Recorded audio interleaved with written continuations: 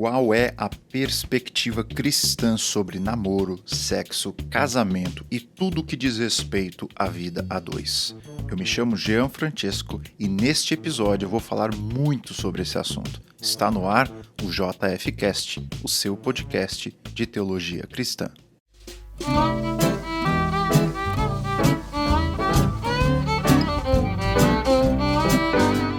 Fala pessoal, estamos de volta para mais um episódio aqui do JFcast e hoje vamos falar sobre vida a dois. Na verdade, esse é um dos temas que as pessoas mais me pedem, tendo em vista que eu escrevi um livro sobre isso, o significado do namoro. Tem um curso para casais que já abençoa dezenas de casais por todo o Brasil e fora do Brasil.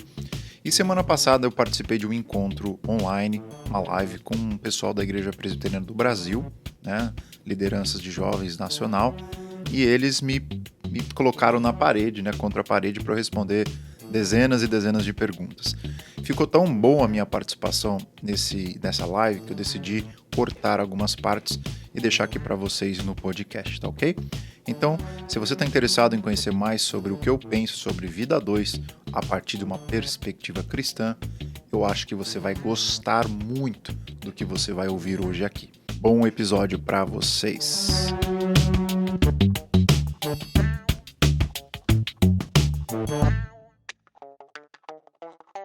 Se eu tenho o sonho de casar, isso pode ser que seja um plano de Deus para mim? Muito bem, vamos lá, respondendo de forma clara. O Senhor Jesus ensinou que não são todos que têm o chamado para o casamento. Concordam comigo? Quem já leu aquele texto que ele está conversando com os discípulos, que ele diz que alguns foram chamados para o casamento, outros têm o dom do eunuco, do celibato, e outros abrem mão desse chamado para o casamento para servir o Senhor desimpedidamente, como é o caso do apóstolo Paulo. Muito provavelmente ele tinha se casado e aí então ele abandonou o casamento para servir ao Senhor. As teorias divergem aí, alguns acham que ele sempre foi solteiro, não importa. O que importa é que ele decidiu abrir mão do chamado dele para se tornar uma pessoa full-time para a pregação do evangelho. Então, assim, a primeira coisa que a gente entender é isso, não é todo mundo que tem um dom para casar, e se o cara que não tem um chamado para casar vai se meter em casamento, ele vai se dar mal, porque casamento não é uma questão muito simples, não é muito fácil não ser casado, é uma questão difícil, é academia, é musculação, é o seu ego sendo exprimido todo dia. É você rachando a sua vida no meio e se entregando para alguém e pedindo para o Senhor fazer de vocês dois uma só carne. Isso significa que é uma só vontade, um só sonho, um só plano, uma só carteira, entendeu? Uma só casa, um só carro, é tudo uma só conta bancária. Vocês têm que viver de uma forma única, unânime, né? Uníssono, como a gente gosta de falar quando está falando de música. Então, assim, quais são os sinais que você foi chamado para o casamento? Eu creio que tem dois sinais que são os principais. E aí, se você quiser anotar, se você veio para essa live e não tá com caneta e papel, você já tá errado, já tá pecando, entendeu? Você já começou errado. Pega a caneta e papel e vê se aprende alguma coisa, porque senão você vai sair pior do que você entrou. E eu quero que você saia melhor. Então vamos lá. Qual que é o primeiro fator que sinaliza que você é uma pessoa que tem um chamado para o casamento? É o desejo. Se você tem desejo de casar, isso significa, ou isso sinaliza que você é uma pessoa que tem um chamado para o casamento. Eu tenho desejo, pastor, de casar, ter filhos, chamar um homem de marido e tudo mais. Então esse é o primeiro, desejo. Desejo é sempre muito importante. O segundo é o que vem acompanhado do desejo. O que é? É que outras pessoas têm o mesmo desejo que você e você também, de alguma maneira, seja desejada ou desejado. Ou seja, haja uma confirmação desse desejo, né? Não adianta você ter o desejo de casar e, ninguém tem o desejo de casar com você. Acho que as duas coisas precisam se unir. Você não pode casar com você mesma. Faz sentido? Tem gente querendo casar com animais aí na Europa, tem gente querendo... Teve até uma mulher lá em Belo Horizonte que casou com ela mesma. Então, assim, para nós isso aí é absurdo. Se você vai casar, você tem que ter o desejo para isso e você tem que encontrar uma pessoa compatível com esse mesmo desejo para confirmá-lo. Então, essa é a primeira coisa. Uma segunda coisa que eu diria, tem pessoas que falam assim, pastor, eu não sei se é da vontade de Deus que eu case. Mas com qual base você fundamenta isso? Eu não sei a vontade de Deus para minha vida. A questão é a seguinte, gente, ninguém sabe a vontade de Deus para nossa vida. Por uma razão muito simples. A vontade de Deus para nossa vida, ela se divide em duas partes. Você tem a vontade secreta de Deus, que é a vontade de decretos, é a vontade soberana dele sobre o que vai acontecer no futuro, e você tem a vontade moral de Deus, que são os mandamentos que ele nos deixou, a sabedoria bíblica, pelas quais nós guiamos a nossa jornada aqui na Terra. Então, assim, quando você fala, eu não sei a vontade de Deus para minha vida, você tem que qualificar bem do que você está falando. Óbvio que você não sabe a vontade secreta, por uma razão muito simples. Ela é secreta. Você não pode saber coisas que são secretas. A vontade de Deus secreta, ela vai se revelando na história. Mas a vontade moral você sabe. E é por essa que você tem que nortear a sua vida.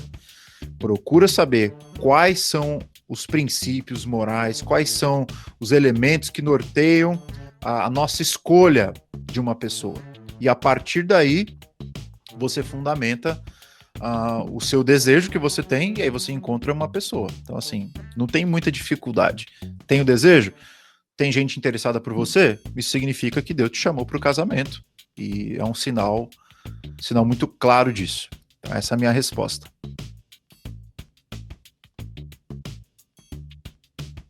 Top. Muito bom, pastor. Pastor, tem mais uma pergunta que não é minha, gente. Só para não me queimar aqui, que é do público.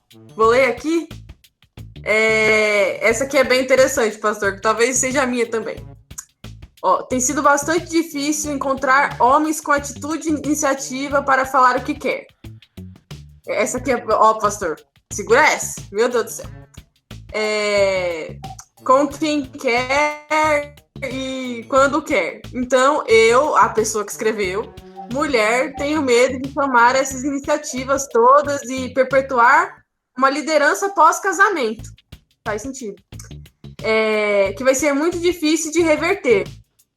Quais são os parâmetros bíblicos? E aí, essa minha amiga aqui comenta uma coisa muito interessante. Não sei se você tem observado, mas aqui, o MP, não a nacional, mas a gente vê em muitos lugares que as mulheres têm tomado toda a diretoria. Eu não falo que isso é ruim, não vou dizer que isso é ruim, não. Eu sou vice-presidente da minha sinodal, mas até que ponto isso é bom, sabe? Porque, assim, eu vejo que precisa de homens líderes, e agora o senhor fala em relação às mulheres e também pode bater um pouquinho nos homens, pastor, você fica à vontade. Não, isso é importante, você tocou numa questão que eu acho que é central, não apenas para os relacionamentos, mas é uma questão de gênero que tem influenciado todas as demais esferas da vida. Então eu vou responder da seguinte maneira. Uma pessoa que está interessada em casar, mas ela não encontra nenhum homem com atitude. Eu acho o seguinte, número 1, o que você pode fazer? Se você gosta de alguém, você vê que um cara é um homem de Deus, o fato dele não tomar atitude diretamente em relação a você pode significar duas coisas. A primeira, que ele não tem interesse por você, ou a segunda é porque ele tem interesse, mas ele é introspectivo, ele é tímido e ele não tem coragem de chegar em você. Se o que está acontecendo, e aí as meninas aí têm propriedade para falar, se o que está acontecendo é que aquele cara, você acha que ele está interessado em você, mas na verdade ele não está, aí, minha filha, azar o seu, você tem que trocar de pretendente. Agora, se o que está acontecendo é a segunda alternativa, a melhor coisa, sente e chora, a melhor coisa que eu diria para você é o seguinte, ele é sem atitude em que nível? Ele é um cara introspectivo por natureza, mais acanhado, ou ele é um banana? Porque assim, primeiro você precisa analisar, se ele for um banana, o que é um banana? É um cara sem atitude, é um cara que não tem opinião formada sobre nada, é um cara que vai na onda de todo mundo. Dificilmente você vai conseguir entender que aquela pessoa é cristã, para começo de conversa. Então, o fato da pessoa não assumir a sua masculinidade, não assumir a sua postura de liderança na sociedade, é um problema gravíssimo. E se essa é a conclusão que você chegou sobre o homem A, B, o pretendente C, você tem que cair fora desse cara e não esperar nada da parte dele, porque Deus me livre você casar com um cara assim. Agora, se o que está acontecendo, a situação é que tem um cara que você gosta, ele gosta de você, mas ele é um cara tímido, o que eu aconselho as meninas fazerem? Não tomarem a iniciativa de pedirem namoro, essas coisas tal, mas de dar um empurrãozinho, de acender a luz verde na cara do sujeito e falar assim, olha, eu queria dizer que eu gosto de você, ou queria dizer que você é um cara legal, que eu te admiro muito, tudo mais. Você deixa o jardim preparado para que assim o cara abra os olhos e sinta vergonha de não ter sido o iniciador da coisa. Essa é a minha resposta.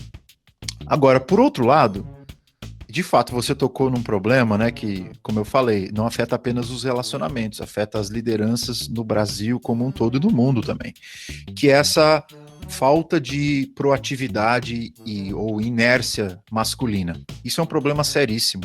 Eu vejo com muita propriedade o cara que faz essa pergunta, porque, de fato, os homens eles estão muito acanhados. E a pior coisa que o cara pode fazer numa situação dessa é culpar as mulheres. Mas é o movimento feminista que está gerando isso.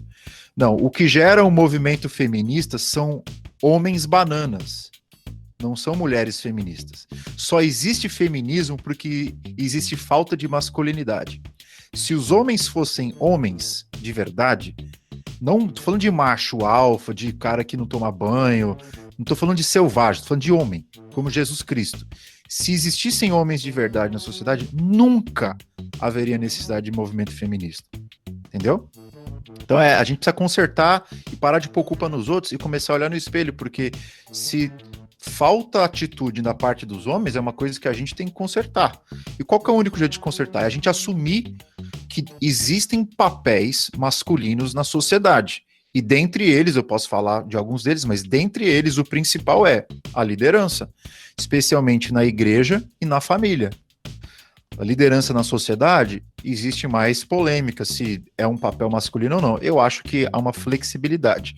Mas na família e na igreja, o papel masculino é de liderança. Então, se vocês que estão me ouvindo e me assistindo aí, vocês que são homens, vocês precisam entender que assumir a sua masculinidade faz parte da sua essência como cristão. E se você não está fazendo isso, você precisa entender quais são os motivos, quais são as razões que têm levado você a ser uma pessoa omissa. E eu acredito que existem pelo menos 2 motivos que têm levado homens a serem omissos na questão dos relacionamentos. A primeira é o cara ficar esperando mulher perfeita. Eu queria dizer para você que metade da laranja, cara metade, alma gêmea não existe. Você não deve procurar a mulher perfeita. Você deve procurar a mulher que tenha pelo menos 3 atributos. Número 1, seja de Deus. Número 2, seja uma pessoa com valores. E número 3, seja uma pessoa que te atraia, que gosta de você. É só isso, cara. Não enche o saco. Não fica levantando 30 critérios para você eleger uma pessoa que é... essa pessoa é uma mulher que vai querer casar comigo, uma pessoa ideal. Cara, pouco te falta para você escolher uma mulher para você casar. Você não precisa ficar escolhendo demais. Quem fica escolhendo demais é porque é a pessoa insegura, que não sabe para onde vai e que fica colocando peso demais na aparência física, quando na verdade a aparência física ela tem peso, mas ela tem peso diante do todo. Ela é uma parte, ela não pode ser absolutizada para o todo. Então essa é a minha opinião. Eu acho que os homens eles são muito preocupados com escolher demais e boas oportunidades passam na frente dos olhos deles, eles falam que não tem mulher na igreja. Primeira coisa. A segunda razão por que eu vejo os caras muito frouxos demais é porque os caras, eles por alguma razão pensam que eles não podem tomar iniciativa a não ser que a mulher tenha sinalizado que gosta dele. Pô, cara, mas para de ser burro. Só tem um jeito de você saber se aquela menina gosta de você, se você perguntar pra ela. você pode ter a opinião do fulano do Beltrano, mas só tem um jeito claro de você saber se uma pessoa gosta de você. É perguntando para ela. O que isso significa, meu jovem? Que você tem que tomar riscos na sua vida. Sem riscos, não tem condição de você ter uma vida bem-sucedida nos relacionamentos. Você tem que assumir risco. Eu tenho uma frase que eu costumo falar, é a seguinte: a vida sem riscos é um risco de não viver. Então, se você está querendo entrar num relacionamento e não ter risco nenhum, você caiu do cavalo.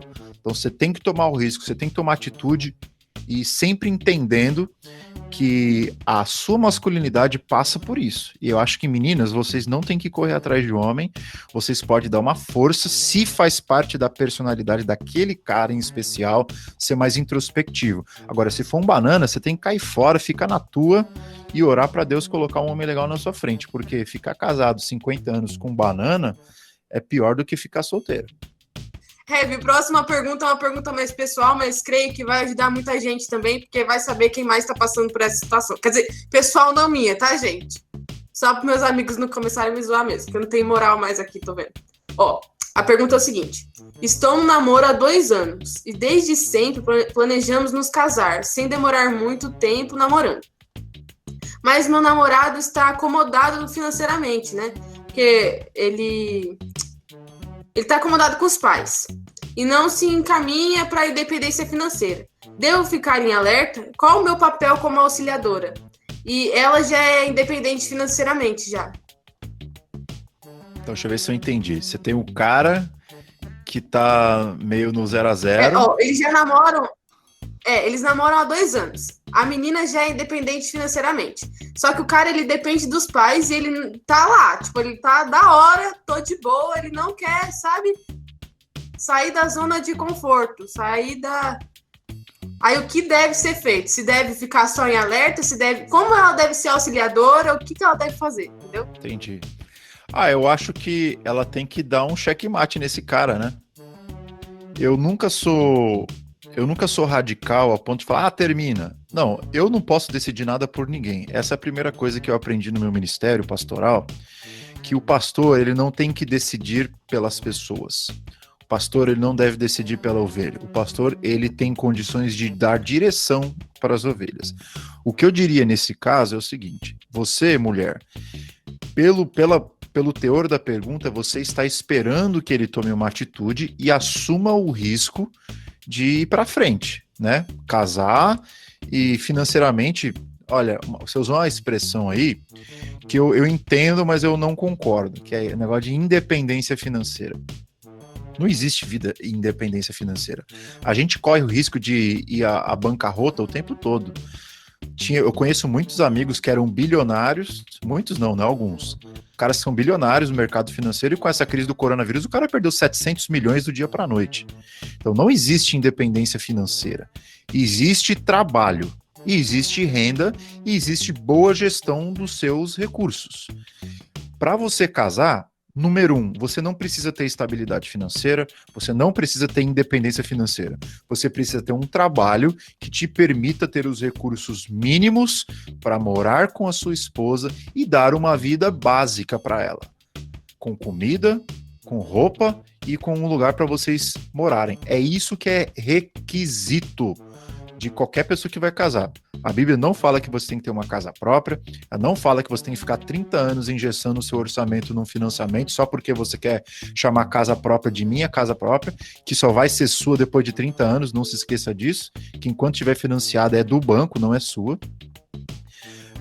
Então, assim, para desse negócio de querer estabilidade financeira. Número 2, assuma que para casar você precisa ter uma vida simples, só isso. Então, se você, mulher, que fez a pergunta, já tem uma condição financeira um pouco melhor, já tem o desejo de casar, concorda que esse cara é um homem bacana para você se casar e o problema dele é falta de atividade, chama ele na chincha, você, qual é que é a tua, velho?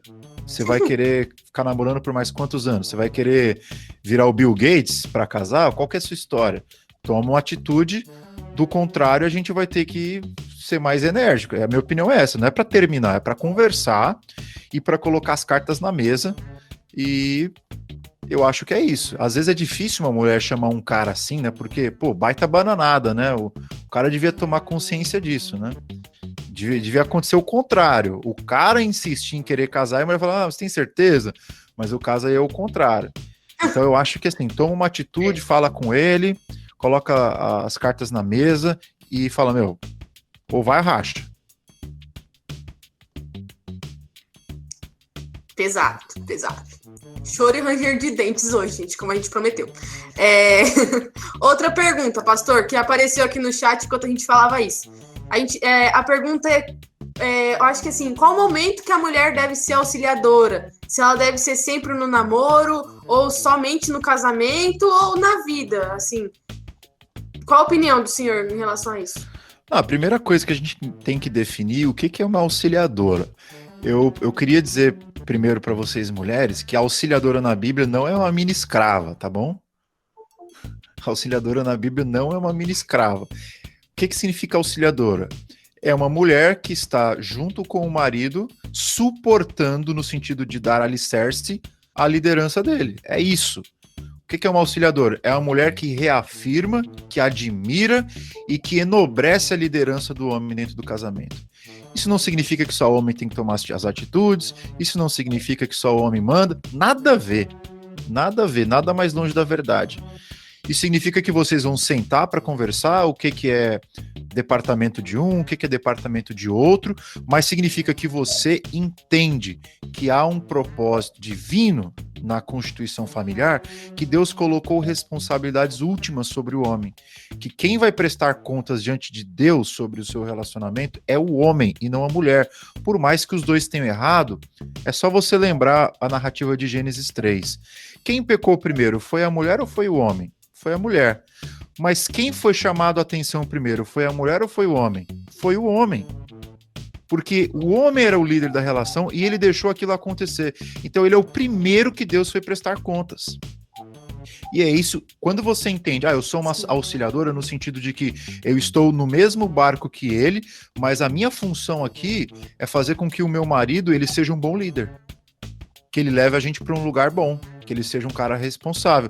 E como é que você faz isso? Você faz isso ensinando as coisas que ele não sabe, você faz isso encorajando para continuar fazendo aquilo que ele já sabe, você mostra os seus defeitos, você mostra as virtudes dele, e você, é como diz o provérbio, coroa na cabeça é a mulher virtuosa, porque ela reafirma o valor do homem. O rei não reina sem coroa.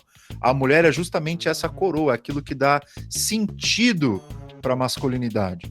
Então, assim, em relação à auxiliadora, você entender isso, não é para ser mini escrava, vocês têm direitos dentro da relação, vocês têm papéis, mas não tem nada de servidão, não. É uma questão de ação, entendendo que tem um líder. Qual que era a outra parte da pergunta?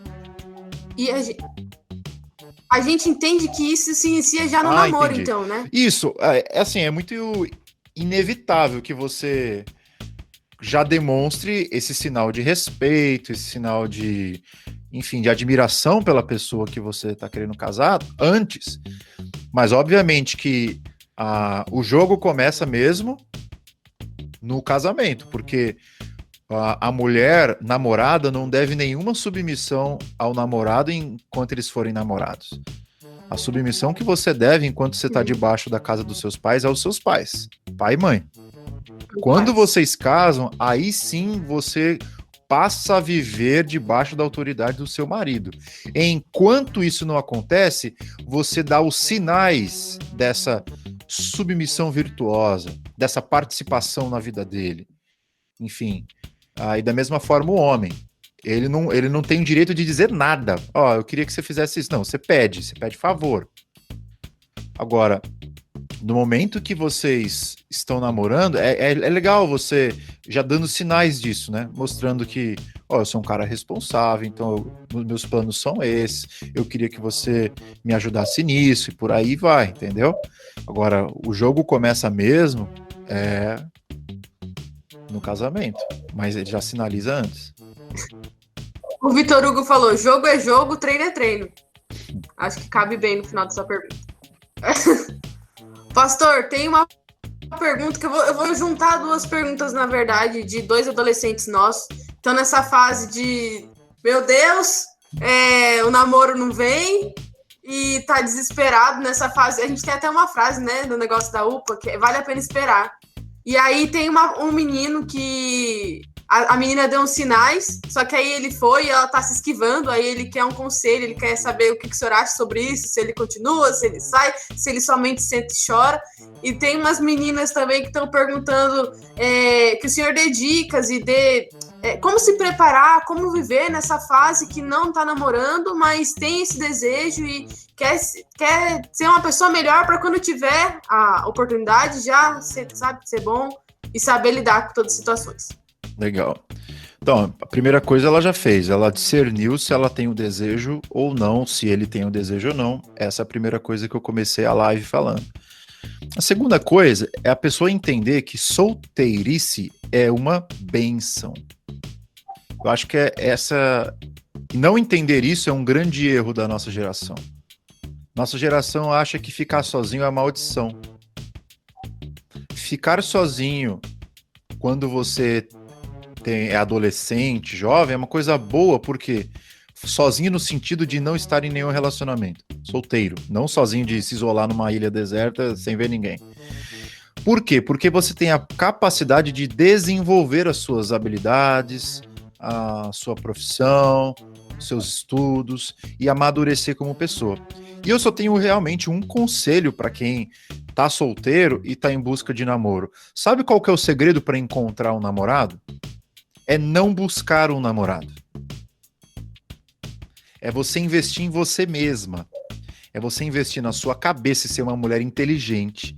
É você investir no seu corpo e deixar a lataria em dia. É você investir na sua alma e ser uma mulher piedosa. E é você investir nos seus valores e cultivar bons hábitos. Se você, mulher, faz isso, você não precisa correr atrás de ninguém. Vai vir um caminhão de homens atrás de você. Da mesma forma, um homem. O cara não precisa ficar correndo atrás de namorada. Ele precisa cultivar o seu caráter. Precisa ser uma pessoa inteligente, criteriosa, virtuoso, que estuda a palavra de Deus, que tem uma relação com Deus saudável e um cara que se cuida, um cara saudável. Se você tem essa disciplina, obviamente vão ter várias pessoas interessadas em você. Ah, pastor, isso aí que você está falando tudo mentira, no meu caso não acontece, não está acontecendo. Olha, se não está acontecendo, o problema não é da minha teoria, o problema talvez seja você. Então, talvez você não esteja se cuidando. Eu garanto aqui, eu ponho a minha mão no fogo. Eu não sou um cara dos mais bonitos, dos mais sarados, eu tenho uma baita de uma barriga aqui, mas eu investi no que eu pude. Foi na minha cabeça, nos meus valores, na minha relação com Deus e sempre procurando ser um cara sério. Não deu outra. Eu casei assim, ó, rápido.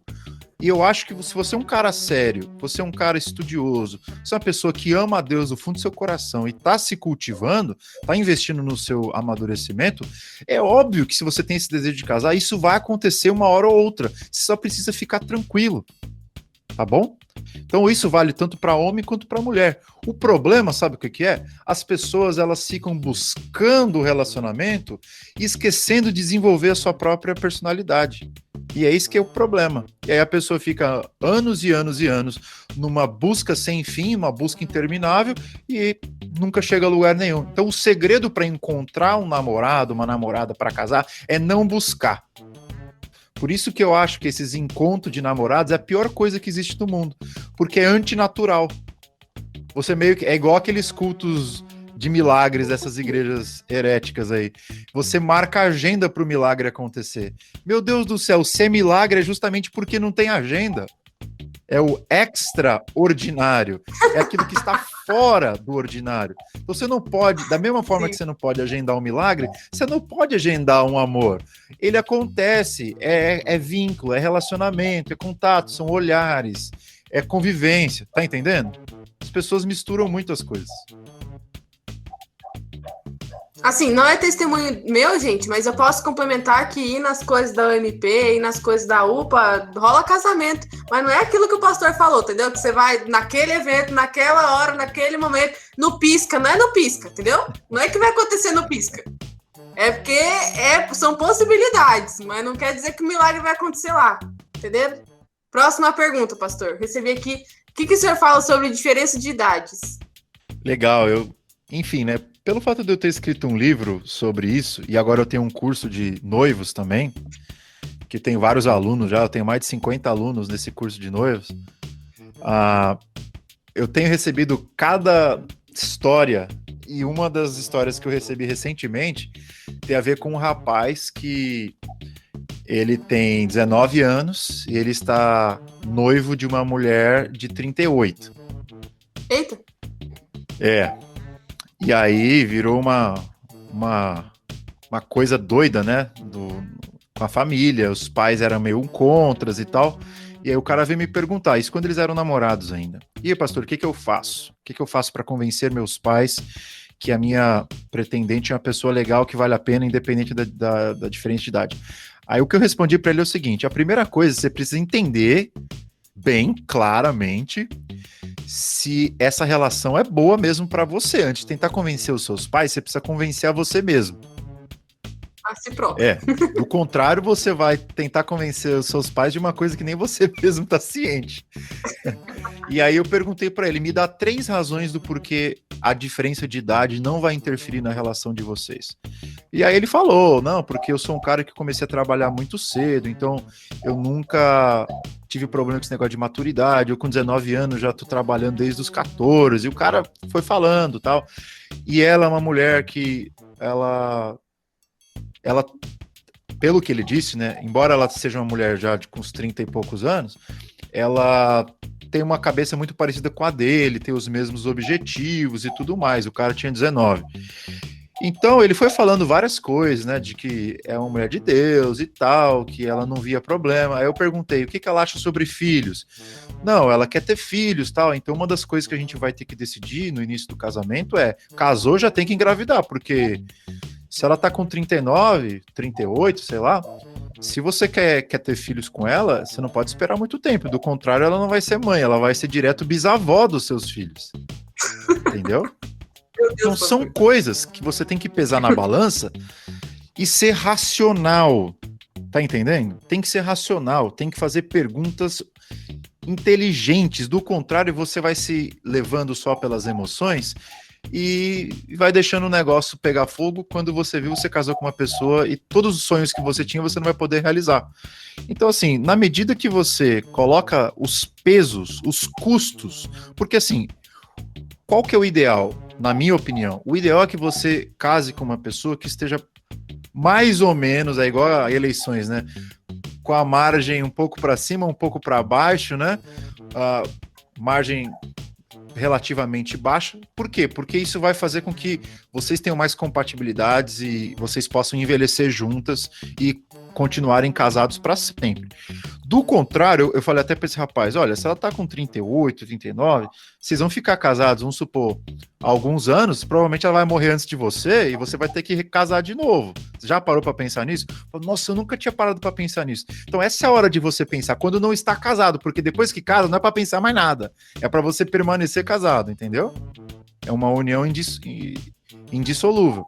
Então é isso que eu diria, eu não vejo um problema com a diferença de idades, desde que você calcule muito bem os custos dessa decisão.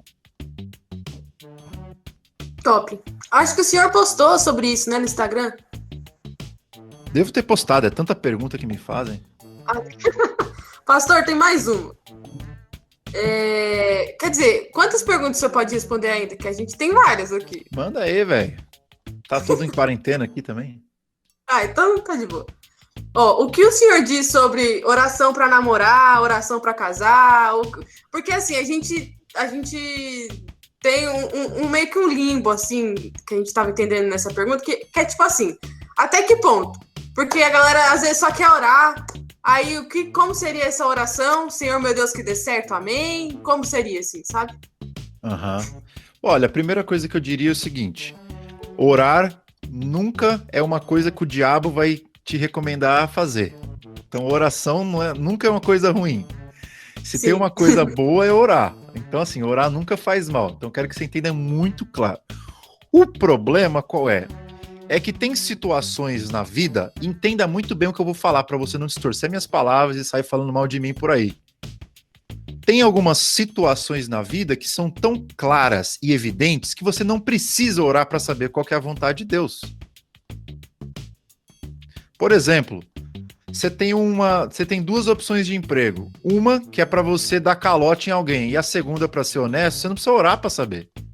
Deus me ajuda para eu fazer a escolha certa. Você não precisa, porque a luz da natureza já revelou para você. Você está entendendo?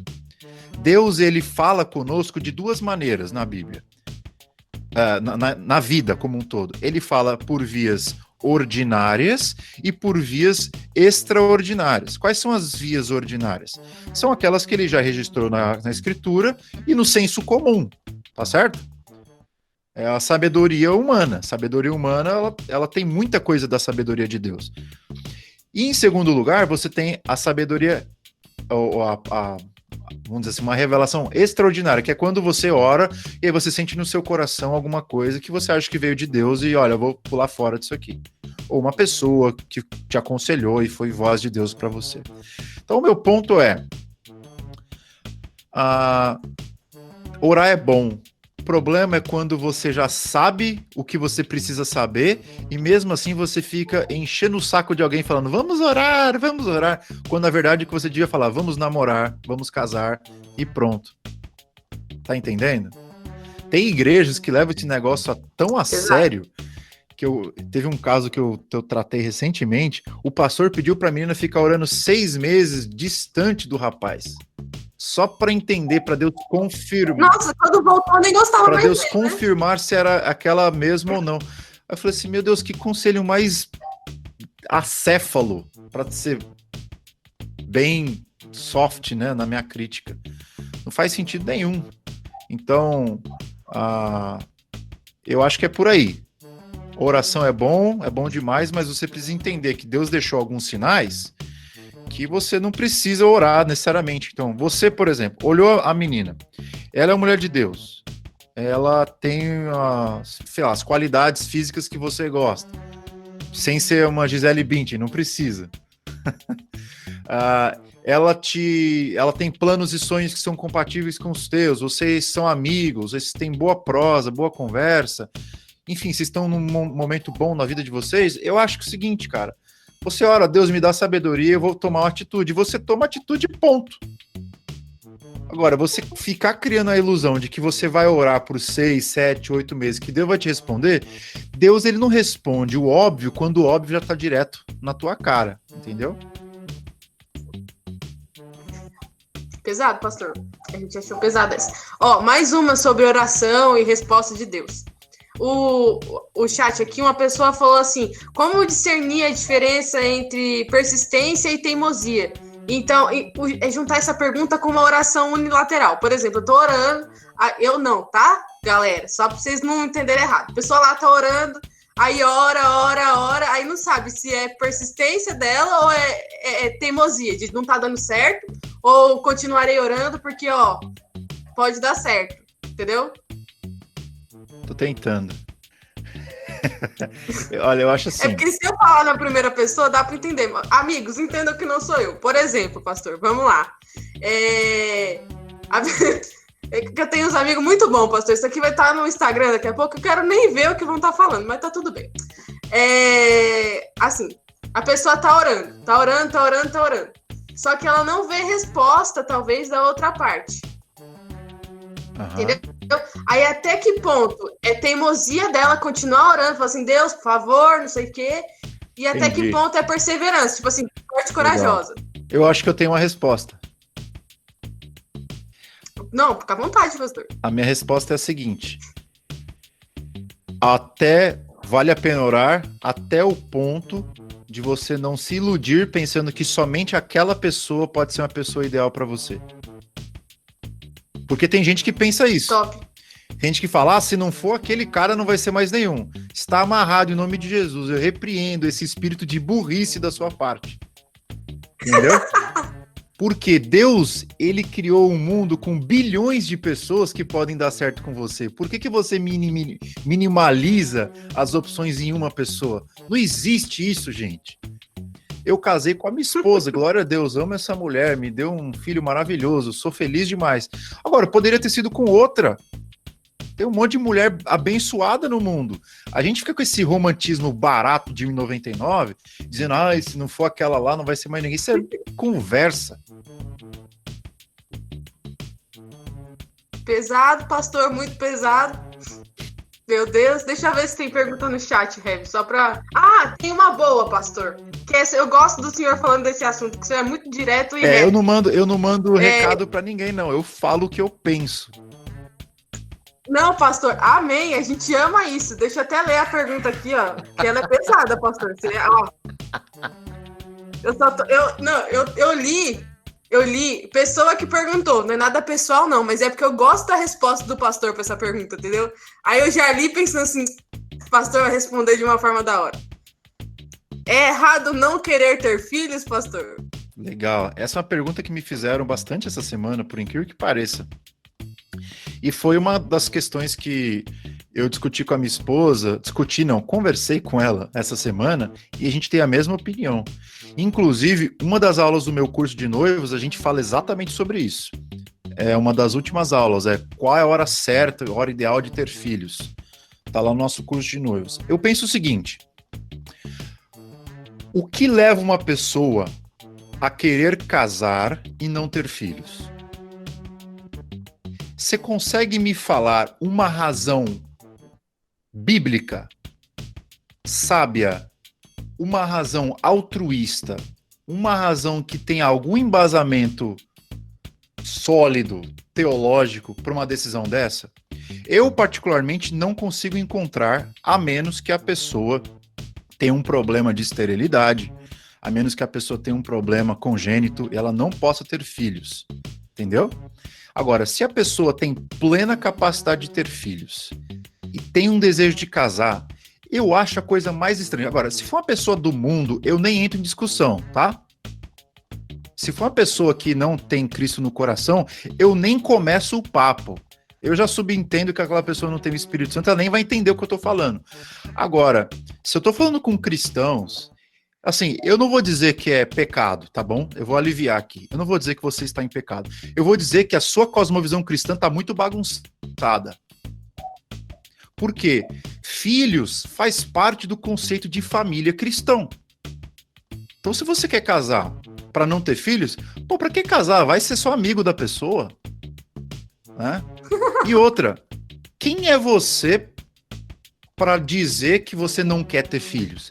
Você não tem noção de que a gente amadurece com o passar dos anos?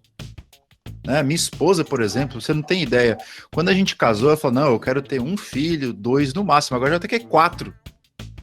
A gente muda de opinião o tempo todo. Então, assim, eu acho, número 1, não tem fundamento bíblico, teológico e nem na sabedoria de tradição, civilização nenhuma esse negócio. É um pensamento típico da nossa era, individualista, consumista, que só olha o próprio umbigo, que vê filho como uma dor de cabeça, que vê filho como um demônio na família.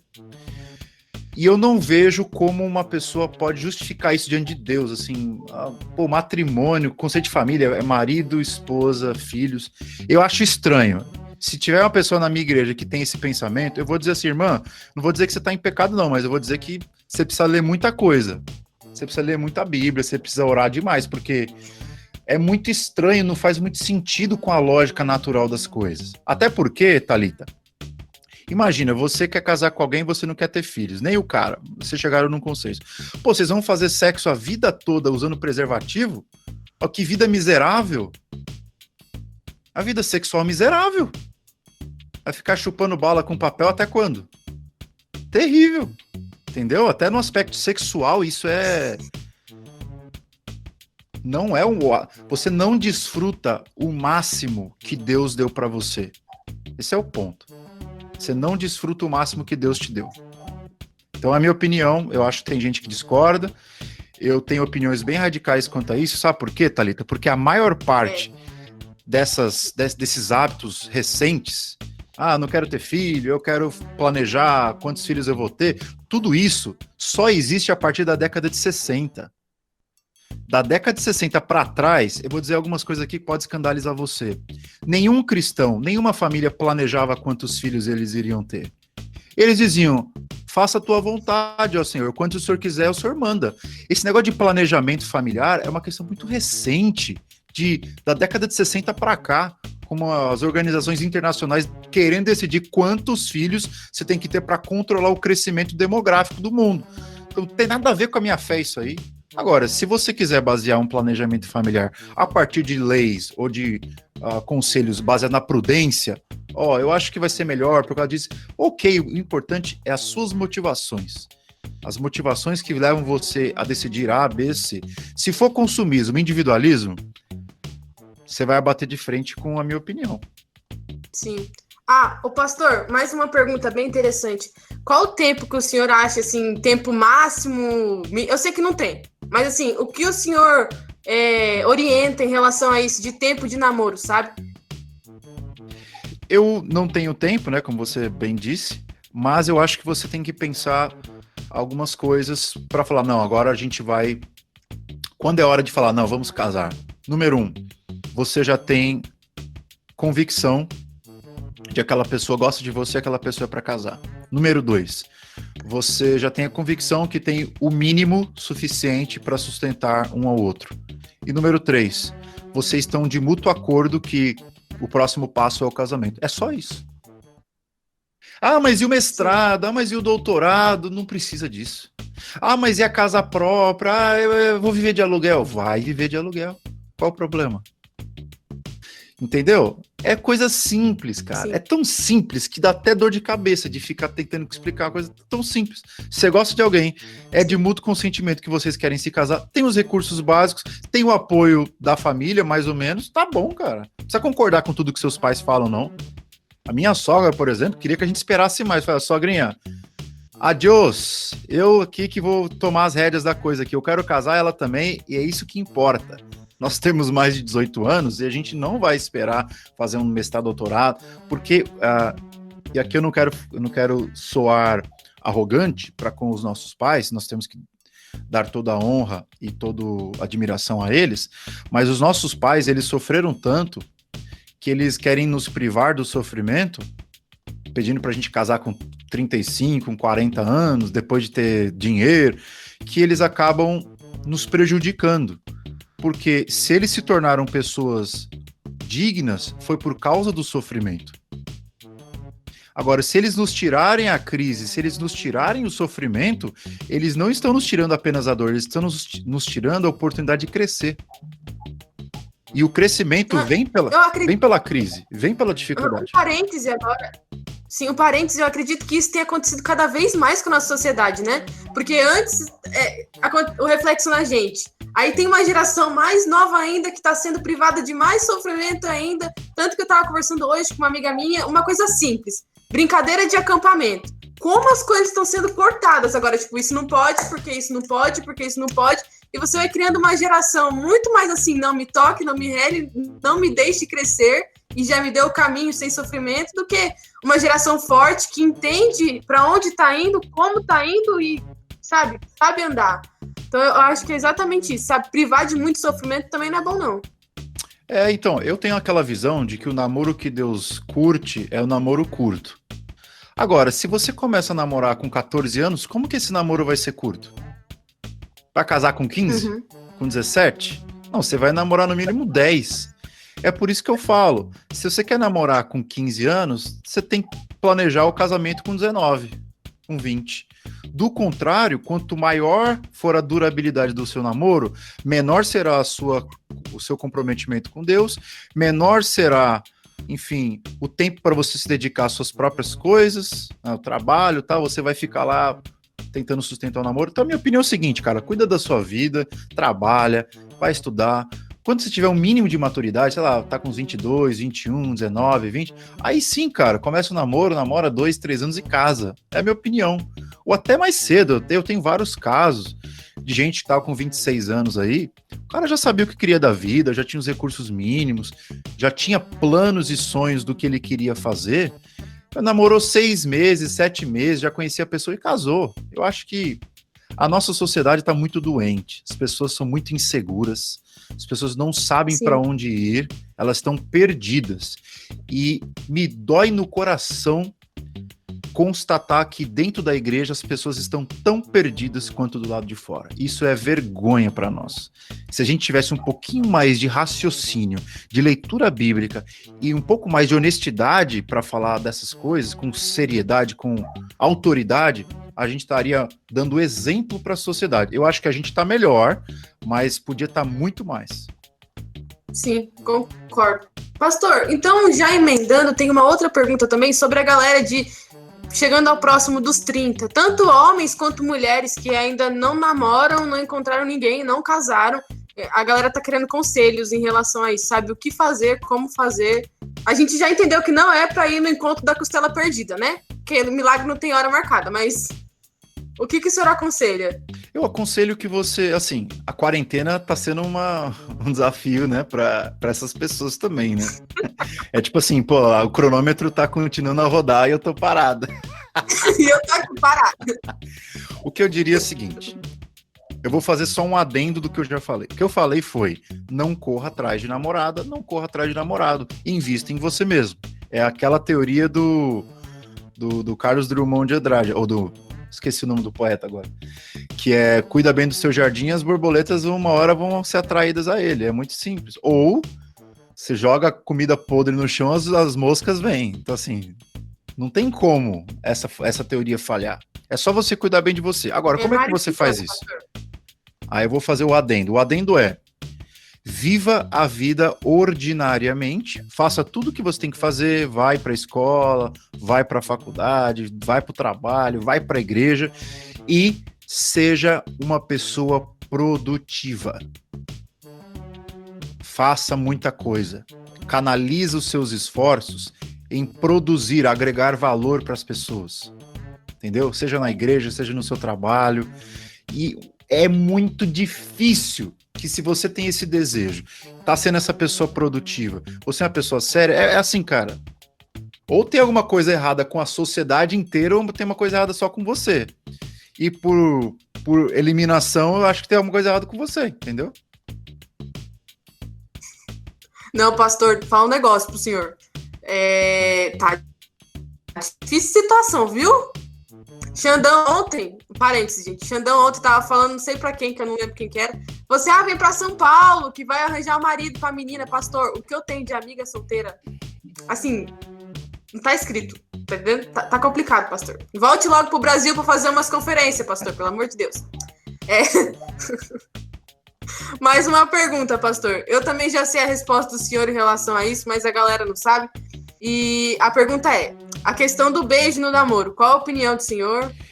Eu acho que aquela opção da namoro da corte, quem quiser fazer, faça. Não vejo problema nenhum.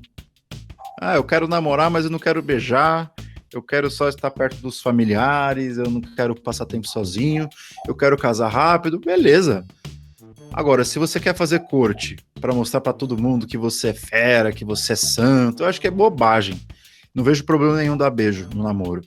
Eu vejo o problema em você dar um beijo de desentupidor de privada. Aquele beijo que chupa tudo. Aquele aspirador de pó. Entendeu? Óbvio, eu não vou ficar medindo quantos centímetros de língua você tem o direito de usar. Eu acho que sim, seja discreto, entendeu? Você não tá fazendo uma preliminar. Você não tá se preparando para a sexualidade. Pô, beijo discreto é... Sabe, Thalita, tem uma diferença muito grande entre o beijo demonstrar carinho e o beijo demonstrar segundas intenções.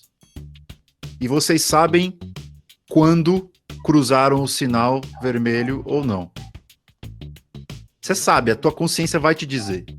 E se não for a consciência, vai ter o Espírito Santo para te dizer. Pô, esse beijo foi uma manifestação de carinho. Esse beijo foi erótico, esse beijo foi uma preparação pro... Entendeu? Pro vamos ver. Então, toma cuidado nisso. Pastor, a galera tá amando como o senhor é direto nas coisas. Não, mas se eu não for, ninguém vai aprender nada, entendeu? Eu vou ficar aqui dando volta como 90% dos pastores fazem e ninguém aprende nada. Tem que ser direto. Por isso que tem muita gente encalhada, porque os pastores não sabem falar a real. A real é muito simples. Gente, olha aqui pra mim, ó. Olha aqui pra mim. A real é muito simples. Escolha uma pessoa e case. Ah, mas será que eu vou ser feliz? Não. Casamento não traz felicidade. O que traz felicidade é o Senhor Jesus Cristo. Se você já tiver o Senhor Jesus Cristo, se você já está caminhando com ele na cruz, a cruz do casamento você vai ser mais uma para você carregar. Só isso. Fica tranquilo. Muito bom. Se você já é feliz, o casamento vai tirar um pouquinho só dessa felicidade e você vai continuar. Vai dar trabalho, mas vai ser bom. Meu Deus. Pastor, mais uma pergunta aqui. Eu acho que assim, eu tava conversando. Agora, gente, agora a pergunta é minha. Chegou a minha vez da pergunta. Eu tava conversando com uma galera esses dias, a gente tem uma dúvida. A linha entre a amizade entre homem e mulher, qual que é a intensidade, sabe? O que é bom e o que não é? É uma linha muito tênue, sabe? De às vezes misturar as coisas e às vezes ser só agora é minha, gente. Agora é minha. Como que a gente faz pra ter uma amizade saudável, sabe? Porque é muito difícil você ter amizade com muita gente e aí acaba sendo íntimo de muita gente. Até onde é bom, até onde não é bom. Esse é o problema que eu costumo usar a metáfora da pistola e da metralhadora. Se você quer namorar, você tem que ser um cara pistola. Você tem que selecionar um alvo e é um tiro. Pá! É um tiro por vez. O problema de muita gente é o cara que quer ser uma metralhadora, o cara quer atirar em todo mundo. Entendeu? Eu acho o seguinte, tenha foco, mira numa coisa e vai. Seja um sniper. Não seja um Rambo da vida, entendeu? Seja um sniper. O pessoal já tá fazendo piada do negócio aí. Por que eu falo isso? Não tem problema ser amigo de muitas pessoas. Eu acho que é impossível. Tudo bem, se você quer prosseguir com a sua ideia de que é possível, azar o seu. A vida vai te ensinar que não é. Amigo, minha avó já dizia, são poucos, cabe na palma da mão. Agora, tem a diferença entre amigo e colega. Colega é aquele que você fala de vez em nunca. Amigo é aquele cara que você convive, que você não consegue ficar sem conversar. Tá entendendo? Isso é amigo, o cara que tá lá para todas as horas. Assim, amigos são poucos e a tua esposa, o teu marido tem que ser o melhor amigo. Então, qual que é o segredo? Eu vou dar o pulo do gato para vocês. Recebam. O pulo do gato para você saber a diferença entre amigo e namorado é o seguinte: tem que ser a pessoa muito amiga sua, que você tem vontade de conversar, que você gosta de conversar. Só que além disso, quando você conversa com ela, tem algo a mais que vem à sua cabeça. Tem um desejo a mais que vem à sua cabeça, que é o desejo da carne, entendeu? Não tem problema. Deus criou você com essa carne aí, não foi sem ela. Você não é um holofote. Você tem carne, você tem libido. Quando você está numa amizade muito boa com alguém, mas você tem aquele algo a mais, essa é o estalar dos dedos. Muito bom, já respondeu. Essa foi a minha pergunta, eu admito. Essa foi a minha, já respondeu. Gente, mais alguém tem pergunta? Que o pastor... Pastor, que horas são aí? Na minha cidade aqui é 9h51. Ah, tá de boa? Se tiver mais vai pergunta? Mais duas aí, vai. Isso, pastor, porque senão o povo não para, não. Deixa eu ver. Se alguém tiver mais pergunta, né? Porque eu não sei se tem, não. Gente, alguém tem mais pergunta? Pode ligar o microfone uma pessoa, porque as minhas do WhatsApp e do Instagram já acabaram. Deixa eu só falar uma coisa aqui pra vocês, que a gente tá com uma galera muito boa aqui, né? Pelo que eu estou vendo aqui, tem 65 pessoas. Coloque nos comentários aqui quantos de vocês têm o meu livro Significado do Namoro. Ó, tem gente que não tem. Já vi que tem gente que não tem. É o seguinte, se você gostou desse conteúdo, óbvio, a gente não tem condição de responder todas as suas perguntas, porque são muitas. É por isso que pessoas escrevem livros, porque nos livros elas expandem mais o raciocínio. E eu coloquei no meu livro, assim, muitas perguntas que a gente tá falando aqui, tá lá. Outras não está tão explícita. Até porque, enfim, não tem como eu ser onisciente, né?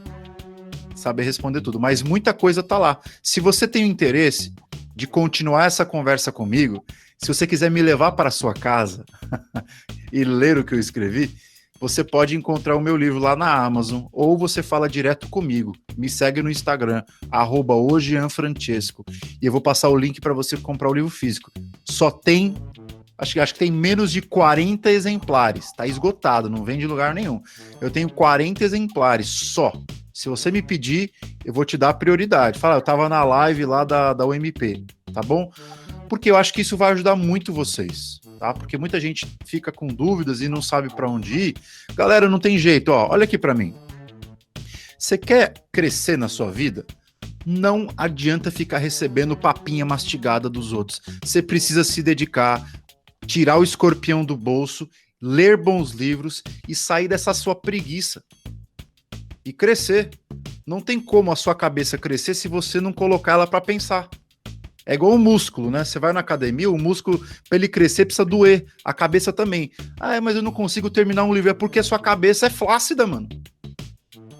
Tem que pôr a cabeça para pensar, tem que fazer raciocínio, tem que se esforçar. As pessoas não querem pensar e é por isso que elas ficam enfim, nesse loop infinito. Elas não saem do lugar. Entendeu? Desculpa aí o adendo. Sim. Pastor, perguntaram qual é o valor. O valor do digital deve estar 22 e alguma coisa. O valor do físico com frete tá 40 conto. Para todo o Brasil. Gente, é muito bom. Compra o físico, porque aí você lê e chora ao mesmo tempo. É uma coisa muito boa, sabe?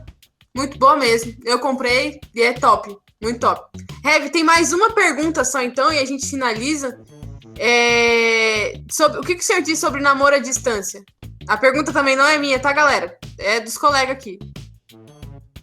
Eu vou colocar aqui o Instagram, porque tem pessoa perguntando aí. Top. A Thalita tem meu Instagram, você não tem? Tem.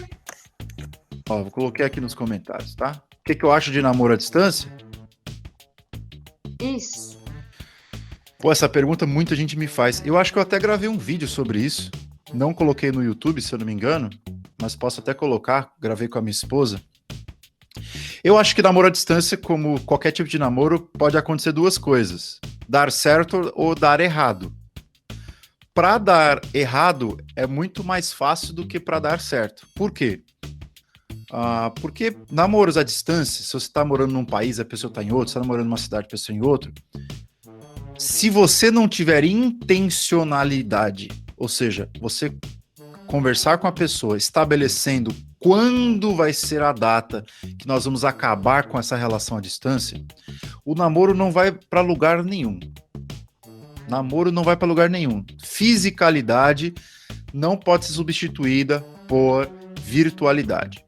Então tem que ter um plano de ação, um plano de ataque. Vou dar um exemplo. Eu tô morando em São Paulo, fulano tá morando no Rio de Janeiro e nós podemos nos ver 2 vezes no ano. Uma situação comum. Quanto tempo vocês querem permanecer nesse tipo de coisa? Vocês têm que fazer um plano. A gente vai ficar assim por 2 anos. No 3º ano a gente vai tomar outra atitude. Aí sim a gente vai casar. Enquanto isso a gente se vê 2, 3 vezes por ano. Sim, tem que ter um plano.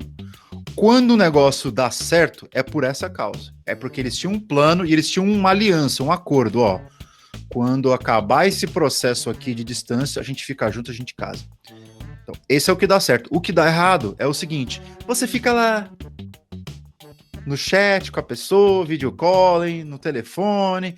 Aí vocês conversam sobre tudo, sobre o Big Brother, sobre o culto da igreja, mas nunca conversam sobre as coisas nucleares da relação, que é planos e sonhos, onde a gente quer chegar, se a gente quer casar ou não, se a gente pensa em casamento sim ou não, entendeu? Se você fizer o primeiro conselho, é muito difícil com relacionamento à distância, com 2 pessoas que se gostam, dar errado. Aí vocês vão tirando as arestas no meio do caminho. Agora, se você está na opção número 2, vocês só querem passar tempo, vocês não colocam plano, vocês nunca conversam sobre as coisas essenciais, você só fica jogando conversa mole. Cara, eu te sinto dizer, mas vai pra vala, entendeu? A chance de dar errado é muito grande. É isso que eu penso sobre namoro à distância. Eu namorei à distância, só pra deixar claro pra vocês aí, tá? Quando eu comecei a namorar minha esposa, eu estava em Campinas e ela estava morando em Santos. Tinha semana que a gente se via no fim de semana, tipo um dia, tinha semana que a gente não se via. E a gente ficou nesse negócio por 2 anos. E aí no terceiro ano, a gente noivou, eu mudei para São Paulo, tinha terminado o seminário e nos casamos. Então tem que ter plano estratégico. Vocês podem ouvir eu falando desse negócio de estratégia, de usar razão, né? Vocês podem achar que eu sou um racionalista. Não, eu só tenho cérebro, e se Deus te deu um cérebro, use-o. Porque todo mundo, ninguém vai discordar que a gente tem coração, que a gente tem sentimento, certo? Isso é bom. Agora, o segredo para você ser feliz nos relacionamentos não é só usar a cabeça e também não é só usar o coração. É fazer uma boa combinação de ambos. Entender que você é um ser integral, que tem emoção, que tem a razão e precisa colocar as duas coisas no mesmo pacote. E esse foi mais um episódio aqui do nosso podcast, JFcast. Se você tem interesse em participar dos temas que a gente trabalha aqui, fala comigo lá no Instagram, @ojeanfrancesco. Vou deixar um link aqui na descrição desse episódio para você me encontrar. E você pode sugerir temas, assuntos e dúvidas que você tenha, manda para mim e eu vou pensar, se estiver de acordo com aquilo que está na minha agenda aqui, eu posso gravar um episódio sobre o tema que você me mandou, tá ok? Vou deixar aqui também na descrição os meus livros, especialmente o livro sobre namoro que eu escrevi. Se você tem interesse em aprofundar a sua visão sobre esse assunto, eu acho que não tem melhor material em português hoje para você ir, vai direto no meu livro, tá bom? Fiquem com Deus, que Ele abençoe vocês em todas as áreas da sua vida e tchau!